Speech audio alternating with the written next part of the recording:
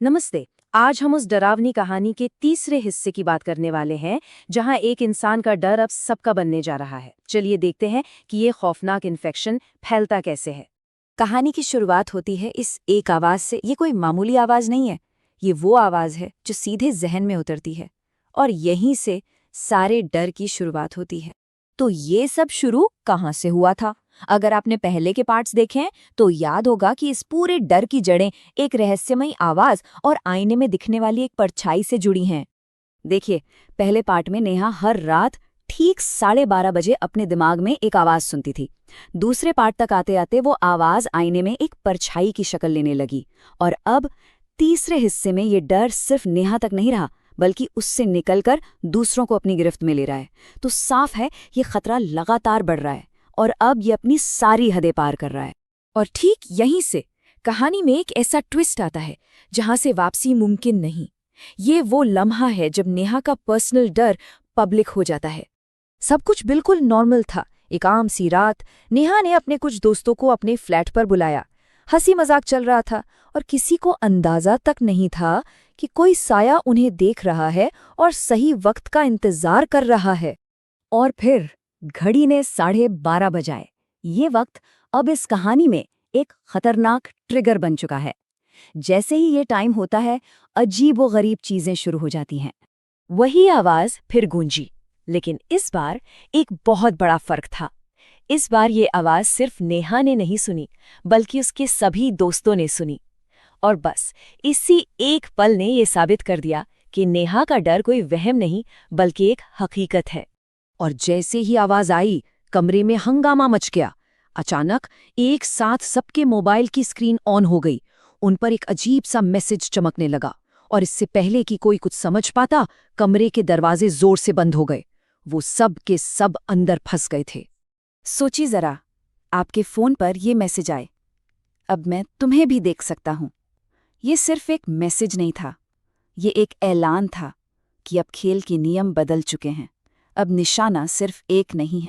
तो अब डर का नया रूल ये था कि वो शक्ति, वो एंटिटी अब सिर्फ एक इंसान तक लिमिटेड नहीं है। उस कमरे में मौजूद हर शख्स उसके निशाने पर था। मतलब अब प्रॉक्सिमिटी ही सबसे बड़ा खतरा थी। ये कहानी का एक बहुत बड़ा टर्निंग पॉइंट है। इस पूरी घटना के बाद नेहा की डायरी में एक नया पन्ना मिलता है। पर मजे की बात यह है कि इसे नेहा ने नहीं लिखा था। ये सीधा उस साईं का पैगाम था। जरा इन लाइनों को देखिए। अब मैं अकेला नहीं हूं। वे लोग जिन्हें मैं बुलाता हूं, वे मेरे अंदर से मेरे जैसा बन रहे हैं। ये एक तरह का कबूलनामा है जो उस शक्ति के मकसद और उसके काम करने के तरीके दोनों को साफ साफ बता रहा है। इसका असली मतलब समझते? ये बहुत खौफनाक है। वो एंटिटी सिर्फ लोगों को डरा नहीं रही है, वो उन्हें एक वायरस की तरह इन्फेक्ट कर रही है। एक ऐसा सुपरनैचुरल इन्फेक्शन जो धीरे धीरे अपने शिकार को ही अपने जैसा बना लेता है। और इस खतरनाक इन्फेक्शन का सबसे पहला और सबसे बड़ा शिकार कौन था? जाहिर है, खुद नेहा। अब हम देखेंगे कि वो साया अपने मकसद में कैसे कामयाब हो रहा था।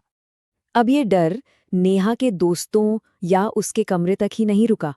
पीजी में रहने वाले दूसरे लोगों ने भी शिकायत करना शुरू कर दिया। उन सबको भी वही आवाज सुनाई दे रही थी। ये इन्फेक्शन, ये संक्रमण पूरी बिल्डिंग में फैल रहा था। पर सबसे बड़ा बदलाव तो नेहा में ही नजर आ रहा था। जरा एक कंपैरिजन देखिए, फर्क कितना साफ है। कहाँ वो पहले वाली मासूम नेहा और कहाँ अब की नेहा जिसके चेहरे पर एक अजीब चालाकी भरी मुस्कान रहती है। उसकी आवाज तक बदल गई है। ये सिर्फ कोई बाहरी बदलाव नहीं था, अंदर की नेहा खत्म हो रही थी। और यहीं आकर ये भयानक सच सामने आता है।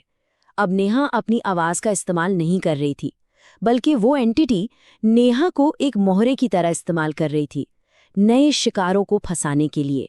नेहा अब बस एक कठपुतली थी जिसकी तार किसी और के हाथ में थे। तो ये कहानी हमें एक ऐसे पॉइंट पर लाके छोड़ देती है जहां डर की कोई सीमा नहीं है, और साथ में देती है एक आखिरी चेतावनी। सोर्स मटेरियल की एक लाइन इस पूरी कहानी का सार है। जब कोई भूत खुद को फैलाना शुरू कर दे तो डर सिर्फ एक इंसान तक सीमित नहीं रहता। और यही इस कहानी की सबसे खौफनाक सच्चाई है। खतरा अब एक जगह पर नहीं है, ये फैल रहा है। तो अब सवाल यही रह जाता है, क्या नेहा इस आतंक से बच पाएगी या ये शक्ति अब पूरी बिल्डिंग को अपनी गिरफ्त में ले लेगी? ये डर कहाँ जाकर रुकेगा या शायद ये कभी नहीं रुकेगा? जवाब तो शायद हमें अगले पार्ट में ही मिलेगा।